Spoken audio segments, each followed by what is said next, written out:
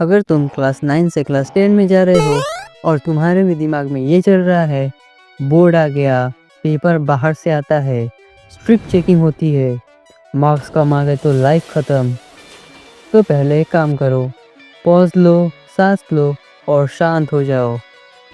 सच बोलूं, क्लास 10 तुम्हारी लाइफ की सबसे पावरफुल एकेडमिक क्लास हो सकती है और इस वीडियो के एंड तक तुम्हें एग्जैक्टली पता चल जाएगा कैसे।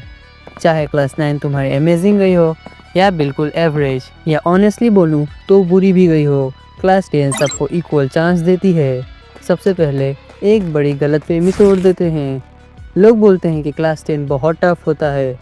रियलिटी क्लास 9 ज़्यादा कंफ्यूजिंग होती है और क्लास 10 तो ज़्यादा स्ट्रक्चर्ड होता है। सिलेबस डिफाइंड होता है, क्वेश्चंस प्रेडिक्टेबल होते हैं और अगर तुम सही डायरेक्शन में चले तो 95% कोई मिरेकल नहीं होता।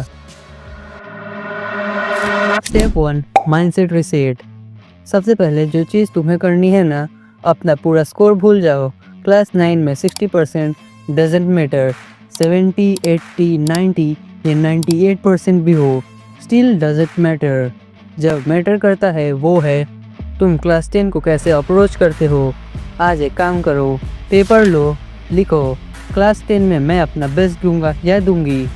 सिर्फ लिखना नहीं है, मान लेना, क्योंकि बोर्ड एग्ज़ाम इंटेलिजेंस का एग्ज़ाम है। डिसिप्लिन प्लस क्लैरिटी एग्ज़ाम का ज़्यादा होता है। Step 2 late start equal to silent damage. ये सबसे कॉमन मिस्टेक होती है।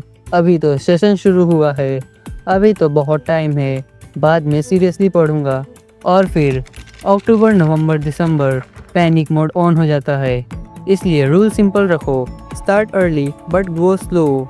रोज़ 6-7 घंटे पढ़ने से अच्छा है रोज़ 1-2 घंटे पढ़ो। सेल्फ स्टडी काफ़ी होती है और अगर वहीं से स्टार्ट करते हो तो consistency is always greater than intensity.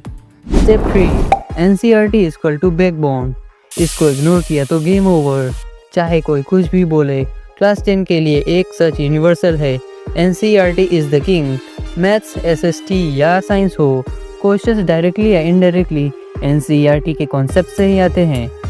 Strategy simple रखो, पहले कॉन्सेप्ट समझो, फिर एनसीईआरटी के क्वेश्चंस खुद से करो।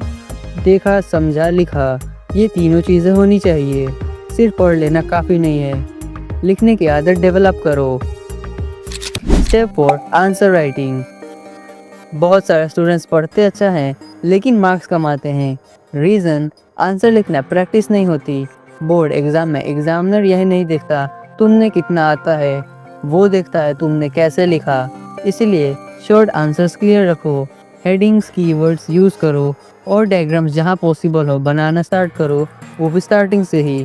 थोड़ा थोड़ा लिखना शुरू करो, एग्ज़ाम के 2 महीने पहले नहीं। Step 5 subject wise smart approach. सब सब्जेक्ट में सेम तरीके से नहीं पढ़ा जाता, ये एक्सेप्ट करना पड़ेगा। Maths concept clear plus question practice, NCERT must है, पीवाईक्यू से फैमिलियरिटी रखो। साइंस में फिजिक्स को समझ के पढ़ो, केमिस्ट्री को लाइन बाय लाइन समझो और biology understanding plus revision plus diagrams. Social science stories समझो, रट्टा मत लगाओ। मैप्स, टाइमलाइंस, डेट्स, कीवर्ड्स पे फोकस करो। रेगुलर रिवीजन करो वरना भूल जाओगे। एक ही फॉर्मूला सब पे अप्लाई करोगे तो स्ट्रगल होगा। मैंने भी यह स्ट्रेटजी फॉलो करके 98 मार्क्स तक स्कोर किया था। Step 6 teacher confusion equal two marks confusion. ये डिजिटल एरा की सबसे बड़ी प्रॉब्लम है। School teacher, tuition teacher, online classes, YouTube, notes बहुत अलग अलग, रिजल्ट दिमाग ओवरलोड हो जाता है। सो रूल याद रखो, 1 सब्जेक्ट मैक्स 1 और 2 सोर्सेज। जिस टीचर से समझ आ रहा है उस पर ट्रस्ट करो, बार बार स्विच करोगे क्लैरिटी कभी नहीं आएगी।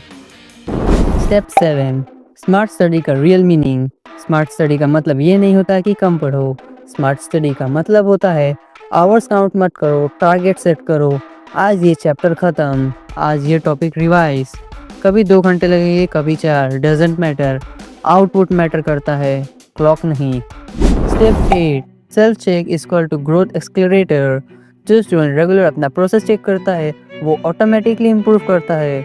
वीकली रिवाइज करो, गलती लिखो और दोबारा रिपीट ना हो ये ध्यान दो। मिस्टेक्स तुम्हारी एनिमी नहीं होती, गाइडेंस होती है। सो ये थे कुछ ऐसे टॉप स्टेप्स जिसे फॉलो करके तुम एक साल में 95 या 98% तक स्कोर कर सकते हो। सो अगर तुम चाहते हो कि मैं क्लास 10 के हर एक चैप्टर को कंप्लीट डिटेल एक्सप्लेनेशन के साथ एनिमे फॉर्मेट में दूं, तो सब्सक्राइब करो क्योंकि नेक्स्ट सीरीज जल्दी स्टार्ट होने वाला है। मिलते हैं नेक्स्ट वीडियो में। Till then keep studying and keep decoding.